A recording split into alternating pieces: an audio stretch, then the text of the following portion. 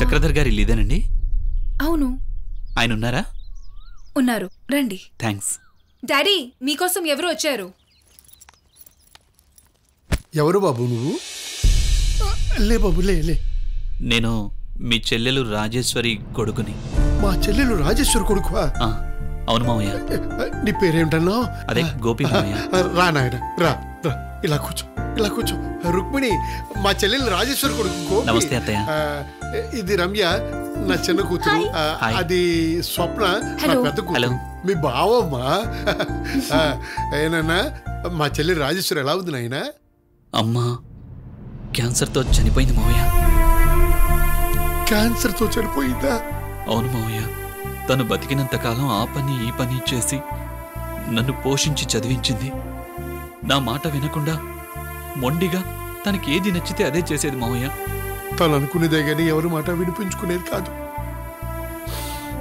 ఆ మొండితనమే నా నుంచి తనని దూరం చేసింది. ఏం జరిగింది? అప్పట్లో మన దగ్గర వెంకట్రావు అనే ఓ డ్రైవర్ ఉండేవాడు. రాజేశ్వరి డ్రైవరు ఓ రోజు పెళ్లి చేసుకుని ఇంటికి వచ్చేశారు. వెంకట్రావు నన్ను అన్నయ్య అని, రాజేశ్వరిని చెల్లెమ్మ అని నోరారా పిలిచేవాడు. అలా వాడు నా చెల్లిని పెళ్లి చేసుకుని వచ్చేసరికి నేను సహించలేకపోయాను. వెంటనే ఇంట్లోంచి బయటికి పొమ్మని ఇద్దరిని తరివేశాను. కానీ కొన్నాళ్ల తర్వాత నేనే మనసు మార్చుకుని కోపాలు తాపాలు శాశ్వతం కావని రాజేశ్వరి ఎక్కడుందో కనుక్కుని మరీ వాళ్ళ ఇంటికి వెళ్ళాను. కానీ అప్పటికే వీళ్ళ నాన్న యాక్సిడెంట్లో చనిపోయాడు. సరే, జరిగిందేదో జరిగిపోయింది, అందరూ కలిసే వద్దామని రాజేశ్వరిని ఇంటికి పిలిచాను. రాజేశ్వరి మొండిగా నా మాట వినిపించుకోలేదు సరికదా. తన భర్త చావు కారణం నేనే అని నాకు శాపనార్థాలు పెట్టింది. దాంతో నా మనసు విరిగిపోయింది. ఇంటికి వచ్చేశాను. అప్పటి నుంచి రాజేశ్వరి ఏమైపోయిందో కూడా నేను కనుక్కోలేదు. మీతో అలా కఠినంగా ఉన్నందుకు అమ్మ చాలా కాలం పాటు బాధపడుతూ ఉండేది మావయ్య. తను కనీసం చనిపోయే ముందైనా ఒక్కసారి మిమ్మల్ని చూడాలనుకుంది. కానీ తన చివరి కోరిక తీరకుండానే అమ్మ చనిపోయింది. అందుకు ప్రాయశ్చిత్తంగా నన్ను బతికినంతకాలం మీకు సేవ చేసుకోమంది. అమ్మకిచ్చిన మాట కోసమే నేనిక్కడికి వచ్చాను మావయ్య. అలా ఇంట్లోకి ప్రవేశించాడు. ఒకరోజు రాత్రి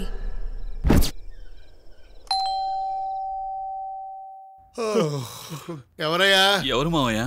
ఎవరో తెలియదు నాయనా. ఈ టైంలో తలుపు కొడుతున్నారేమిటి? మీరుండండి, నేను చూస్తాను.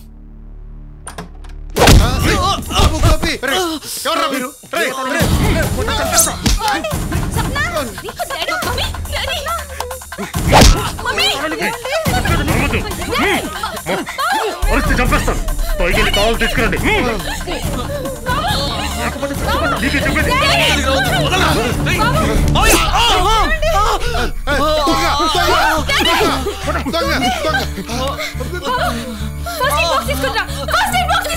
గోపి, నీకేం కాలేదు కదా? ఏమైనా పర్లేదు గోపి, నీ ప్రాణాలు కాపాడండి. నాకు చాలు. నా ప్రాణాలు కాపాడావు.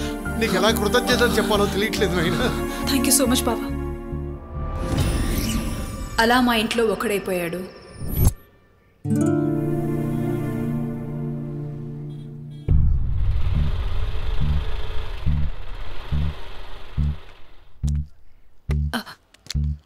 ఏం కావాలి సార్?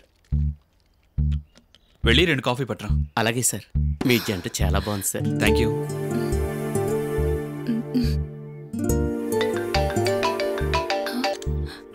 హలో, ఎక్కడున్నారు? స్వాగత్ హోటల్ బయట వెయిట్ చేస్తున్నాను. త్వరగా రా. ఓ, నేను లోపల ఉన్నా, ఇప్పుడే వస్తా. ఎవరు స్వప్న? ఏమైంది? ఏం లేదు బావా, మీరు కాఫీ తాగుతూ ఉండండి, నేను ఇప్పుడే వస్తా. ఓకే.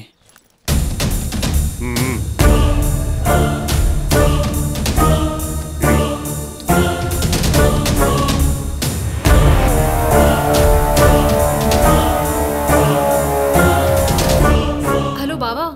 ఎక్కడా? నేను రెస్టారెంట్ బయటే ఉన్నాను, వచ్చే.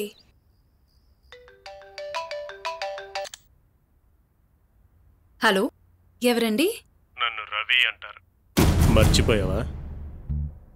హలో, నువ్వు అడిగింది ఇచ్చేసాను కదా, మళ్ళీ నువ్వు ఫోన్ చేసావు. 10,000తో కప్పే అందాలు కావి నీవి. మినిమం 1,00,000 ఉండాలి. షట్ అప్ లక్ష.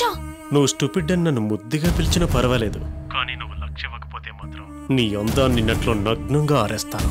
నీకేమైనా పిచ్చా? డబ్బుల కోసం ఒక అమ్మాయి జీవితంతో ఆడుకుంటావా?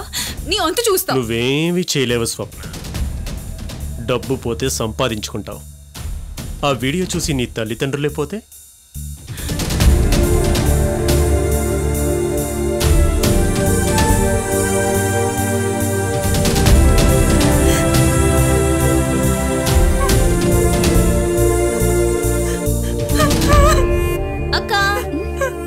అక్క ఏమైందక్క?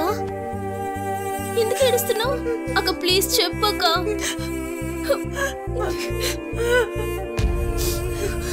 ఏంటక్క ఇది? ఎలా జరిగింది? అక్కడ నన్ను బ్లాక్మెయిల్ చేస్తున్నాడు. అసలు ఈ వీడియో నేను డ్రెస్ చేంజ్ చేసుకునేటప్పుడు ఎలా ఎక్కడ ఎవరు తీశారో నాకు నిజంగా తెలీదు. ఈరోజు మార్నింగ్ రెస్టారెంట్ దగ్గరికి వస్తే 10,000 రూపీస్ ఇచ్చాను. 10,000 ఇస్తే మెమరీ కార్డ్ ఇచ్చేస్తాడన్నాడు. భయపడకు. ఇప్పుడు మళ్ళీ 1 lakh డిమాండ్ చేస్తున్నాడు. నాకు అసలు ఏం చేయాలో అర్థం కావట్లేదు. నువ్వేం టెన్షన్ పడకక్క. టెన్షన్ పడకుండా ఎలా ఉంటాను? ఈ విషయం బయటకు వస్తే నాకు అసలు బతకాలని లేదు. బతకాలని లేదు. ఎందుకక్క టెన్షన్ పడుతున్నా? బాగున్నాడు కదా? అవును స్వప్న, నేనుండగా మీకేంటి భయం? ఈ సంగతి ఆ రెస్టారెంట్లోనే చెప్పుంటే వాడి సంగతి అక్కడే తేల్చేసేవాణ్ణి. మీరు ప్రశాంతంగా ఈ పాలు తాగి పడుకోండి. వాడి సంగతి రేపు చూస్తాను. ఎలాగో అత్తయ్య మామయ్య రేపు ఊరు నుంచి వస్తున్నారు కదా. ఓకే, మీరు భయపడకుండా పడుకోండి.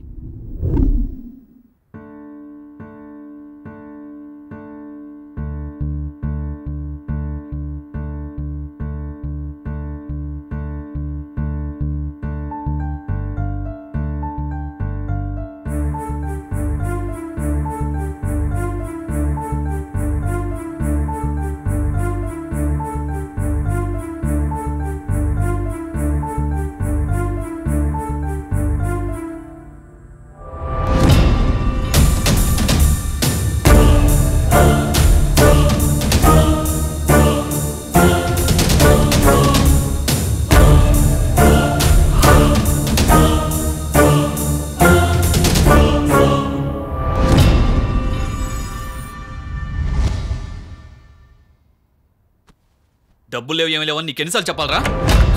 బావా నువ్వు పడుకోలేదా? పాలు తాగలేదా?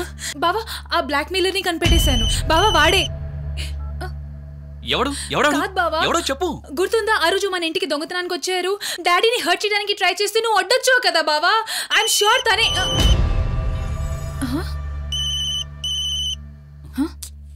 One minute. ఫోన్ కట్ చేస్తావేంట్రా గోపి? నువ్వు చెప్పినట్టే చేశాను కదా. నువ్వు నాకు పంపించిన బూత్ వీడియోని తిరిగి నీ మరదల ఫోన్కే పంపించాను కదా. డబ్బు అడగగానే ఫోన్ కట్ చేసావేంట్రా? మన ఫ్రెండ్షిప్ కన్నా నీకు డబ్బు ఎక్కువరా? అన్నీ నువ్వు చెప్పినట్టే చేస్తున్నాను కదా. ముందు ఫోన్ చేసి 10,000 అడిగాను, తర్వాత ఫోన్ చేసి 1,00,000 ఇవ్వమని అడిగాను. ఏంట్రా ఎంత మాట్లాడినా రిప్లై ఇవ్వట్లేదు? నా మీద కోపం వచ్చిందా? కానీ నీ మీద మాత్రం నాకు కోపం రాదురాయ్. ఎందుకంటే నీ మరదలు రేపు చేసే పుణ్యకార్యంలో నాకు ఛాన్స్ ఇస్తానన్నావు కదా. మీ అత్తమ్మ పైకి పంపించాక కట్ చేయొద్దు.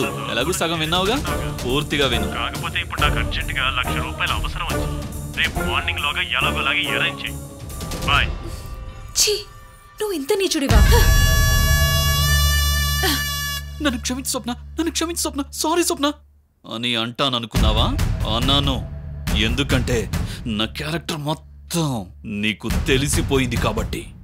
మా అమ్మ చనిపోతూ నన్ను ఇక్కడికి పంపించింది మీకు సేవ చెయ్యమని కాదే, మీ కుటుంబం మొత్తాన్ని నాశనం చెయ్యమని. ఆగవే, ఆగు. ఎక్కడికి తప్పించుకెడతావే?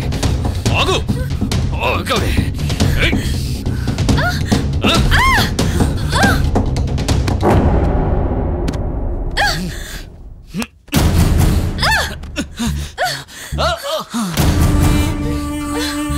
ఎక్కడికి పారిపోయినా ఇవాళ నాకు లొంగక తప్పదే. ఎక్కడికి వెళ్తావే?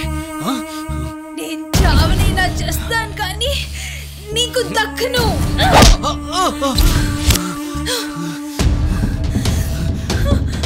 రమ్య, రమ్య, రమ్య లేగు. నువ్వెంత లేపినా అది లేవదే. రమ్య, ఎందుకంటే మీకిచ్చిన పాలలో మత్తు మందు కలిపాను. నువ్వు కూడా తాగుతావనుకున్నాను, కానీ మిస్ అయ్యావు. రమ్య, అయినా పర్వాలేదు. ఆగు. ఎక్కడికి వెళ్తావే? ఈ వచ్చే అమావాస్య నాడు మీ కుటుంబం మొత్తాన్ని సర్వనాశనం చేస్తా.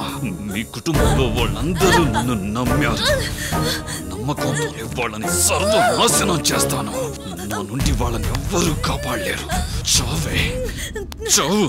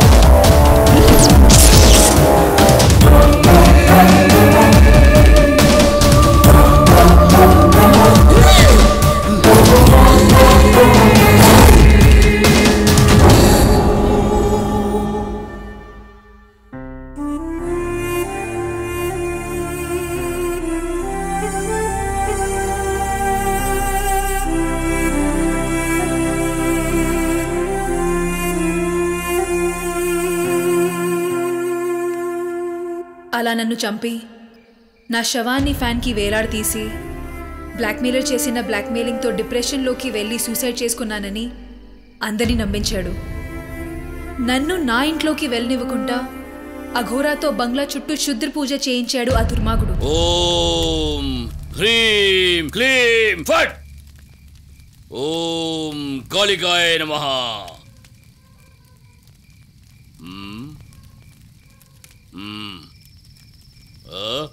అబ్రకదబ్రా.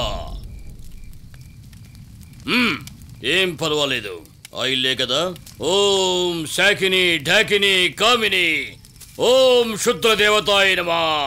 ఓం ఈ విభూతి తీసుకెళ్ళి ఆ బిల్డింగ్ చుట్టూ చల్లు. ఈ తాయిత్తులు తీసుకెళ్ళి మీ కుటుంబాలని అందరూ కట్టుకోండి. మీ జోలికి ఏ శక్తి రాదు. నువ్వు వెనక్కి తిరిగి చూడకుండా వీళ్ళు. నీకు చాలా అన్యాయం జరిగింది స్వప్న. అయినా నేనెంత చేసినా నువ్వు నాతో మాట్లాడుతున్నావంటే నా అదృష్టం. ఎందుకు నువ్వు నాకు సహాయం చేస్తావని నాకు అనిపించింది. అందుకే నీ దగ్గరకు వచ్చా. నీలో ప్రేమనే ఆశని కలిగించి నిన్ను భ్రమలోకి తీసుకొని వెళ్ళాను. నీ స్థానంలో ఎవరున్నా అలాగే చేస్తారు. నేను తప్పకుండా హెల్ప్ చేస్తాను. వాడు వచ్చే అమావాస్య నాడు నా కుటుంబాన్ని సర్వనాశనం చేస్తానన్నాడు. అది జరగకుండా ఏదో ఒకటి చెయ్యాలి. నీ కుటుంబాన్ని కాపాడే బాధ్యత నాది. వాడిని ఏం చేయాలో ఏంటో నేను ప్లాన్ చేస్తాను.